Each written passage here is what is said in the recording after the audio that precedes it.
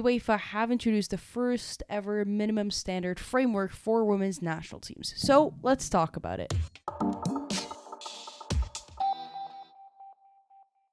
This framework was put together after consultations that UEFA had with current and former players, current and former head coaches of the game, as well as FIFA Pro Europe, and they announced this framework earlier in October of this month. It's pretty crazy to think that we are in 2023 and this is the first ever framework that holds standards of women's national teams, but as always, that's kind of been the theme in the women's game, where things are a little bit late to the party, but you kind of have to celebrate the fact that they have come here. So today we're going to break down what that framework looks like, because with this framework, and what's really good about having something like this in the game now, is there's going to be standards and accountability where both the Federation and UEFA now have to take responsibility of certain things either being met or not. Now, this is part of UEFA's 5-year women's football strategy. This is a strategy that they laid out very recently in terms of funding, expectations, broadcasting. This was a huge topic during the Euros last year and continues to be a very important topic. So part of the strategy was laying out this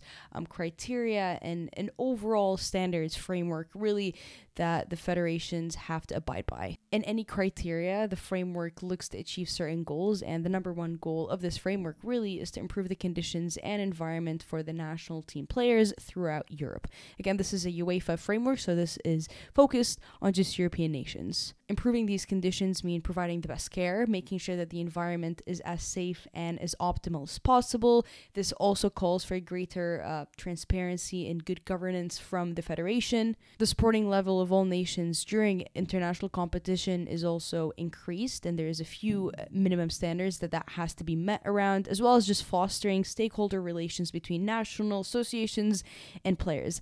This is very, very important because for the longest time ever, and I think now more clearer than before, there's a clear divide between the federation and the players, which kind of sounds bizarre to say because the federation should be supporting the players, and the players in some sense are playing for the federation as their employer.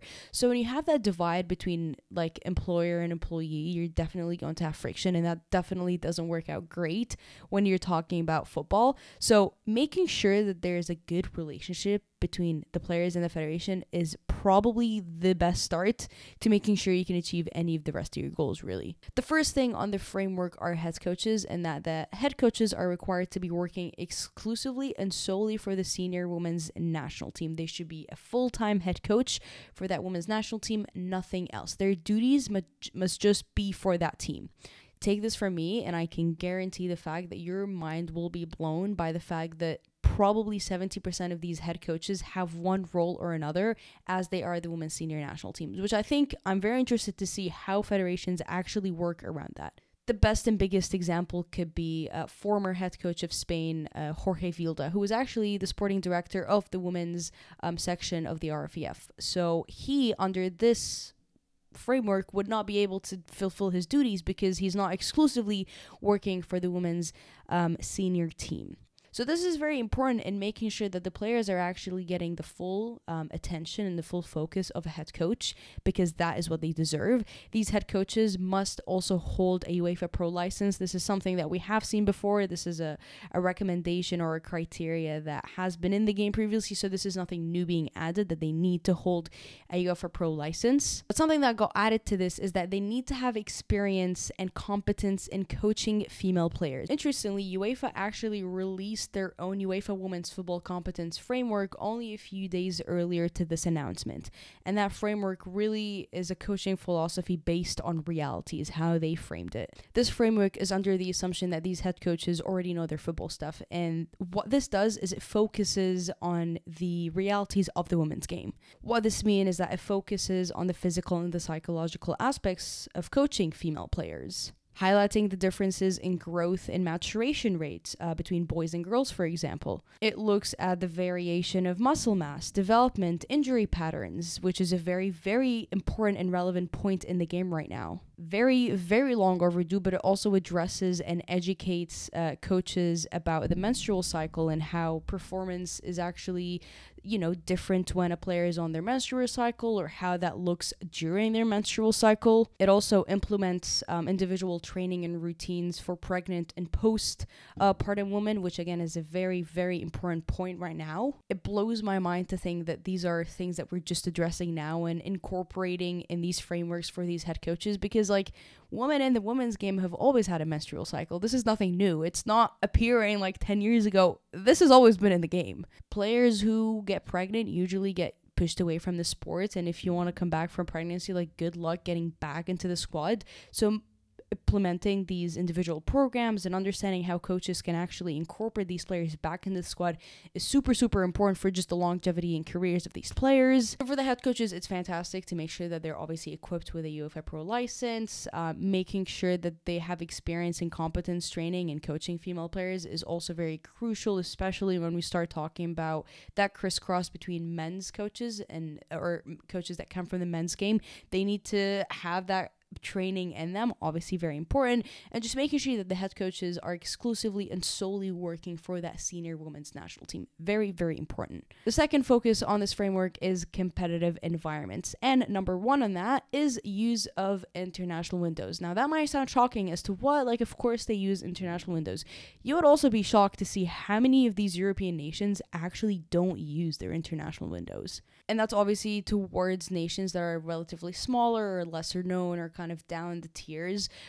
England and Sweden and Spain, for example, probably always play international windows. But Iceland, not so long ago, missed one or two. You were talking about Belarus, Romania, those smaller nations that you want to make sure are developing. They cannot lose those international windows, and understandably there's been concerns where those federations have not been able to fund those international windows, which is why UEFA are equipping them with money, which we'll get to in a second, to make sure that they're able to hit those international windows. Now there are certain regulations that look at situations where a team or a nation is not able to hold an international window or camp because of concerns around player protection and welfare. So when you talk Russia and Ukraine, for example, there are certain places that they cannot have a camp at, which is what the regulations look to address, which is why the second point on this is travel and accommodation. Now, again, it's crazy to think that there was not somewhat of a framework around this, but what this highlights is very simple stuff like most direct routes available should be taken, arrival no later than 24 hours before the match.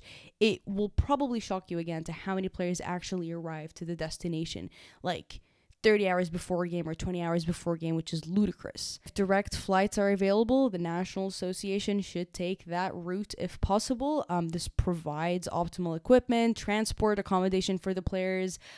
If there's some kind of level change or some kind of time zone that you're traveling through, you want the players to get accommodated to that. Again, that's all about just basic welfare and just making sure that the players are able to actually get on the pitch safely. And a very important one, a reasonable distance from the stadium to the training facilities. You probably don't want your players traveling like 4 hours on a bus before they get to the game. That's basic accommodation again. The third topic on this is training facilities and environment. So again, you're talking about high quality, professionally maintained full-side pitches. Proximity of emergency services, for example, optimal times during durations of training slots. You don't want these players training at 3 a.m. Like, that's not optimal.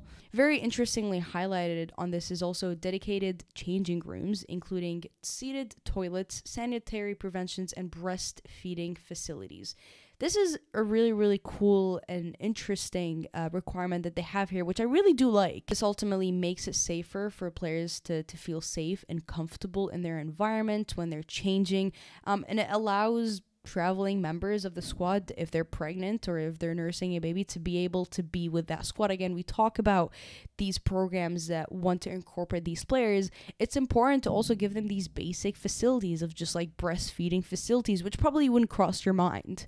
Number 4 on the list is medical and health services related to training and competition. Now, I was not able to find specific statistics on this year, but last year UEFA released a survey, or a bit of a data study case, you can say, breaking down the physiotherapists and the appointed doctors rate across these European nations.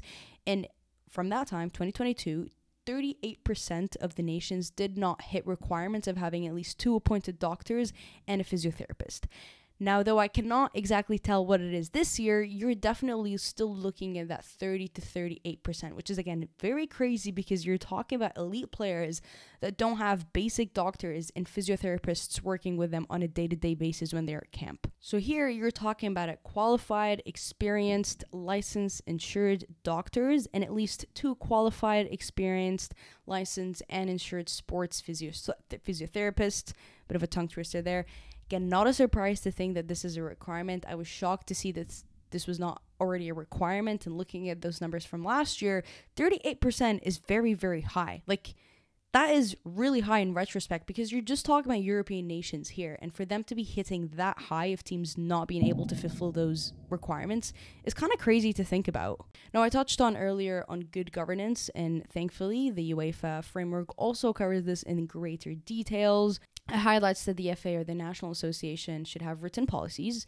Those policies are ideally formalized in written agreements with the players that cover the areas that directly affect those players when they are on duty for the national team.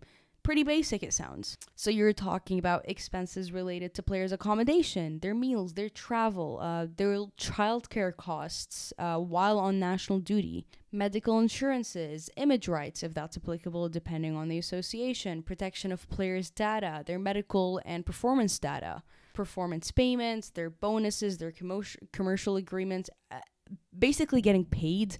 All that stuff needs to be written, agreed on, and very much clear between the association and the player. Otherwise, they're not hitting this, and otherwise, they're not meeting a standard with UEFA, which means you would expect UEFA to be on the federation's making sure they're able to address that. Now, to be able to hit this framework and these goals, UEFA are also pumping into this or making available 22 million euros across the 5 years, so from 2023 to 2028, with each association receiving 100,000 euros. How that is breaking down, I'm going to tell you. So regardless of tier, regardless of how good you are, regardless of how many wins you've gotten this year, every single association is going to get 100,000 euros regardless of anything.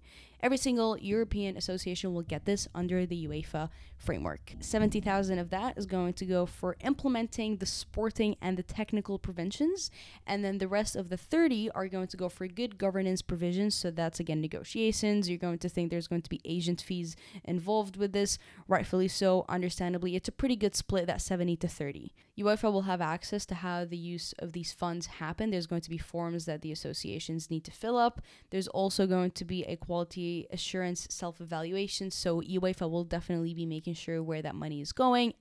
Is it going to where it needs to go? First year, meaning this year, every single association is going to get 100,000 euros, but then the second, the third, and the fourth season, that amount will be allocated depending on the level of implementation that those associations are working to put the UEFA minimum standard framework. So if an association is kind of slacking and not really hitting some of those frameworks, if it's not disclosing the funds, their 100,000 might not look like 100,000. Now, is it going to be more? Is it going to be less? UEFA doesn't necessarily highlight it, but it says that that amount will be allocated depending on how well they implement this framework. Lastly, if a national association exists today that hits every single framework, then perfect. But the UEFA administration is asking that these FAs provide a development plan detailing how funds that they're going to get, that 100,000, are going to be used to enhance the conditions in the environment of the senior team players or their youth team players, which is a pretty cool thing that, you know, if you don't want to put that money into the senior team,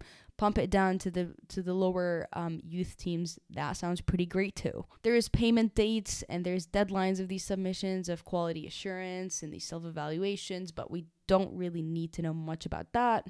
Lastly and finally, the responsibilities of UEFA are highlighted. UEFA must collect and access every single thing that they're benchmarking and analyzing for these national associations. They need to work very closely with those FAs to make sure that they're giving them the assistance, the material, the educational programs that they're asking for. Provide expertise, you know, if that includes a site visit, so be it. If that is information, you know, on how to implement the best possible practice in the gym, so be it.